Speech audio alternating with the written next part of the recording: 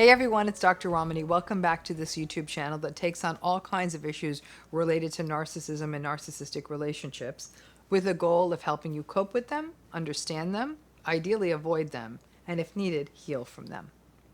So today we're going to take on another one of those beloved proverbs of mine. This is one I'm sure you've heard before, and we're going to apply it to narcissistic relationships. Today we're going to take on keep your eyes open and your mouth shut. So here is a proverb where I actually could not find an origin. There was actually once a punk band, and they had an album called Shut Your Mouth and Open Your Eyes. But other than that, I could not find any kind of a consistent source. So this might just have to go up and be called folk wisdom. Now, the meaning of this proverb is sort of obvious. Look alert and don't get distracted by the noise of talking so you can be on the ready.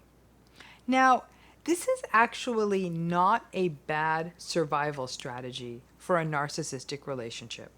So let's start with survival and then move to prevention. In a narcissistic relationship, the biggest mistake people make, and it's not really a mistake, I guess, because you didn't know, but the biggest mistake is to overengage with them. People talk and talk thinking that the narcissist is listening and may even be engaged. And the more you talk, the more you dig a deeper and deeper hole. And the more you realize you're digging a deeper hole, it feels disempowering and awful.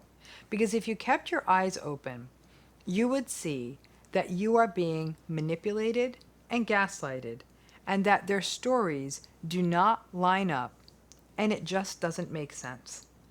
Keeping your mouth shut during the love bombing phase is also quite important, because in the midst of the excitement and hoopla of the love bombing phase, something insidious is happening that you may not even be aware of. The fact is, the narcissistic person is gathering intel on you. They're learning your vulnerabilities, what matters to you. And that stuff will turn into weaponry as the devaluing and discarding phases begin. But when we get to know someone new, it's natural and normal to want to talk and share about ourselves and learn about them. And sadly, in a narcissistic relationship, this phase is very dangerous, because in all that talking, you may miss what is happening. In many ways, love bombing is like someone putting a big bright light in your face so you can't really see what's happening on the other side of that light. But over-engaging conversationally, what ends up happening is just like with love, with the light in your face, you may miss what's happening. Once the relationship is underway, engaging is pointless. It always ends up with confusion and manipulation. And when you really start trying to explain yourself and make your point, it gets worse. Less is more when you're communicating with a narcissistic person.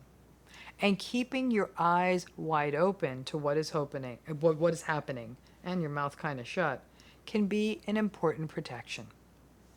Now, as you know, really my only goal for this YouTube channel is to teach people how to understand and get narcissism and really get it. Many people, once they get burned, they really do start to get wiser to these patterns. But I would love it if there was a way for people to learn about narcissism without getting burned first, right? Many times our own social anxieties get in the way, and we often a lot of us feel socially awkward, or that we're not as socially skilled as we want to be. And we may talk to fill in the silences, but in all of this talking, we may not be taking the more shrewd position of paying attention to what we are seeing.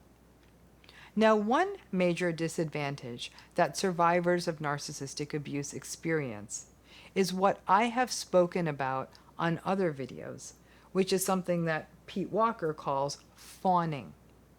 The idea of fawning, or sort of trying to win over or be in awe of a new person you have met, especially a narcissist, this is part and parcel of the idea that people who have survived narcissistic relationships are often on edge with regard to their sympathetic nervous system. And because of that sympathetic nervous system, you fall into that damn fawning response, especially when you meet triggering people who are often narcissistic. So your eyes aren't open and your mouth isn't shut because you're using your mouth to tell the person how great they are. Now, the one thing I do not like about this proverb is the idea of silencing yourself. Survivors of narcissistic abuse in particular have been silenced for long enough. But it's a proverb, and I guess proverbs are supposed to cut to the chase. Instead of feeling like you have to keep your mouth shut, I think that's a little bit aggressive. The most important takeaway from this proverb is to move slowly, pay attention, take it all in, trust your gut, don't fall into the fawning trying to win the narcissist over, know what love bombing is and don't fall for it, and don't give away too much of yourself too quickly. A patient and healthy person will take their time in getting to know you and will not shame you for not talking or divulging enough. A narcissistic person is often trying to back you into a corner. And the more you talk, in some ways it becomes easier for you because you're not having to sort of tolerate the anxiety of these relationships. The interesting thing about narcissistic people is that they do not like discerning people. They actually don't like it when people keep their eyes open and their mouths shut, because narcissistic people will often feel uncomfortable. And if early in the game, a narcissistic person has the sense that you already have their number and you can see through them, they will actually pretty quickly move on to their next unwitting victim. I have seen this play out numerous times, both in sort of dating situations, friendships, professional situations. When you don't play their game and you don't swoon, you don't let them charm you, and you don't over engage with them, they tend to be very disinterested in you and they tend to walk. So when it comes to eyes wide open and mouth tightly shut, in many ways this is a good hedge against even letting a narcissist in the first place. In a healthy relationship in your life, you have the opportunity to have both your eyes and your mouth open.